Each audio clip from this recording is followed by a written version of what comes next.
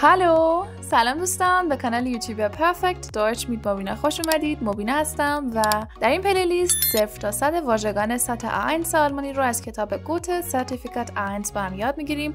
کل افعال این سطر رو با هم یاد گرفتیم، صفاتش رو هم یاد گرفتیم. لینک جفتشون رو بالا میذارم، اگه ندیدید حتما برید ببینید. و اما این جلسه قرار اسم ها رو شروع بکنیم، یعنی اونهایی که آرتیکل دارن، مؤنث، مذکر و خنثی.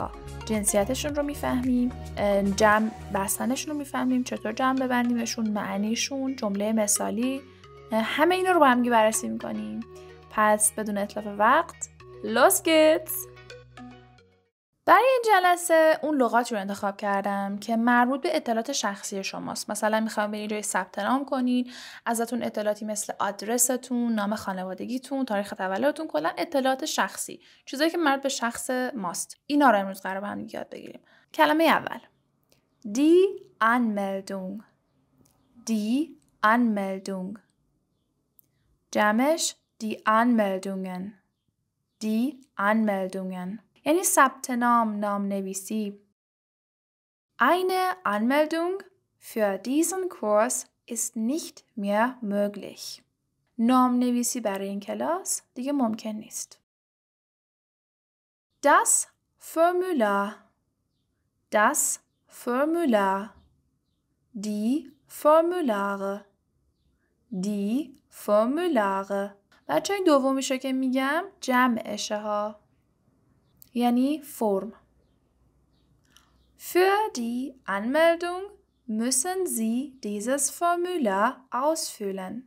شما باید برای ثبت نام این فرم رو پر کنید. ausfüllen کردن یعنی پر کردن. Die Information. Die Information. Die Informationen. Die Informationen. یعنی اطلاعات یا بخش اطلاعات. مثلا میگه که برین بخش اطلاعات. Wenn Sie Fragen haben, gehen Sie zur Information. دقیقا مثل این مثال. میگه اگه سوالی دارید به بخش اطلاعات برید. Wir haben hier wichtige Informationen für Sie. ما اینجا اطلاعات مهمی برای شما داریم. اما این کلمه بعدی که تقریبا هم معنی اینفورماسیون هستش، die Angabe. die Angaben جمعش. مشخصات یا اطلاعات. Bitte machen Sie alle notwendigen Angaben auf dem Formular. لطفاً تمام اطلاعات لازم رو در فرم وارد کنید. Der Name. Die Namen. یعنی اسم، نام. Mein Name ist Thomas Schmidt. نام من توماس اشمیت است. Der Vorname. Die Vornamen. اسم کوچیک. حالا مثالش رو میزنم. کلمه بعدی رو هم میگیم، بعد یه مثالی میزنیم که جفتش با هم باشه. Der Familienname. Die Familiennamen. یعنی نام خانوادگی. Mein Vorname ist Thomas. اسم کوچیک من توماسه. همون توماس اشمیته بود که گفتیم. Schmidt ist der Familienname. اشمیت نام خانوادگی منه. Der Geburtstag.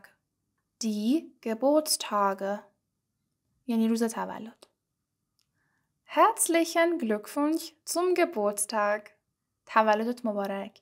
اگه بخوایم کلمه به کلمه ترجمه کنیم، Glückwunsch یعنی تبریک و Herzlichen Glückwunsch یعنی تبریک صمیمانه، zum Geburtstag یعنی برای تولد.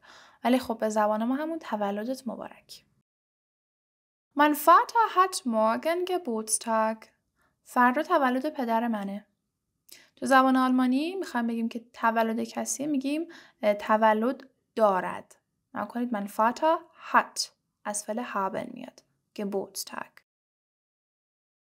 Das Geburtsjahr. Die Geburtsjahre. سال تولد. Das Geburtsjahr Ihres Sohnes bitte. سال تولد پسرتون لطفاً. یعنی میگه سال تولد پسرتون چیه؟ Mein Geburtsjahr ist 1990. سال تولد من 1990. Das Datum. تاریخ. Die Daten. Daten. جمعش کلاً فرق داره با مفردش. Datum. Daten. یعنی تاریخ. Bitte schreiben Sie noch das Datum auf das Formular. لطفاً تاریخ رو هم توی فرم بنویسید. Der Geburtsort.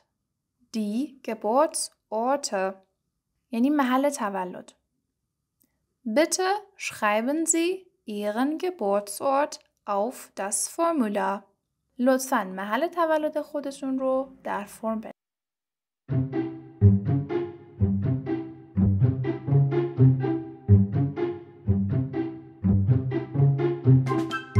Die Adresse. Die Adressen. Adress. Wir brauchen von Ihnen folgende Angaben. Name, Adresse, Geburtsdatum. ما از شما مشخصات ذکر شده رو میخوایم. یعنی مشخصاتی که قرار بگیم رو میخوایم. نام، آدرس، تاریخ تولد. Der Familienstand. Der Familienstand. Die Familienstände. یعنی وضعیت تأهل. وضعیت تأهل یعنی مجردی، متأهلی، طلاق گرفتی، همه اینا. Bei Familienstand musst du ledig ankreuzen. میگه توی قسمت وضعیت تأهل باید گزینه مجرد رو علامت بزنی. طرف مجرد بوده، گفته که مثلا کجا رو علامت بزنم، اینم گفته که توی قسمت وضعیت تأهل باید قسمت مجرد رو علامت بزنی. ledig. Der Ausweis. Die Ausweise. یعنی کارتشناسایی، شناسنامه.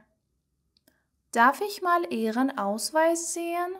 اجازه هست کارت شناسایی شما رو ببینم، یه نگاهی بندازم بهش. Das Gewicht. وزن. این کلمه جمع نداره. زمان میگیم وزن ها. Bei Gewicht schreibst du 62 Kilo. توی قسمت وزن می نویسی 62 کیلوگرم. Die Größe. Die Größe. Größe هم به معنای قد هستش، یعنی برای آدم ها. مثلا قدت چنده. هم به معنای بلندی یا ارتفاع یک چیزه، هم سایز و اندازه، مثلا لباس و کفش و اینجور چیزا. Haben Sie das auch in Größe 40? آیا این رو در سایز 40 هم دارین؟ Die Größe des Turms ist beeindruckend. بلندی یا ارتفاع برج شگفت انگیزه. خیلی زیاده یعنی ارتفاعش. Die Arbeit. Die Arbeit. Die Arbeiten. Die Arbeiten. خب بخوایم مثل خود آلمانیا بگیم die Arbeiten. Arbeiten. یعنی کار. Meine Arbeit beginnt um 9 Uhr. کار من ساعت 9 شروع میشه. Mein Bruder sucht Arbeit. برادرم دنبال کار میگرده. Der Beruf. Die Berufe. این هم به معنای حالا شغل و کار این است. Was sind Sie von Beruf? یا میتونیم بگیم Was machst du beruflich? جفتش به این معنیه که شغل تو چیه. Sein Beruf erfordert viel Reisen. شغل اون نیاز به سفر زیادی داره. نیاز داره که زیاد سفر کنه تو این شغل. دوباره کلمه بعدی که هم معنی ایناست der Job. Die Jobs. در زبان آلمانی یه سری کلماتی که از زبان انگلیسی گرفته شدن مثل همین job جمعشون هم مثل زبان انگلیسیه. Der Jobs. شغل، حرفه. Tom hat einen neuen Job bei der Post.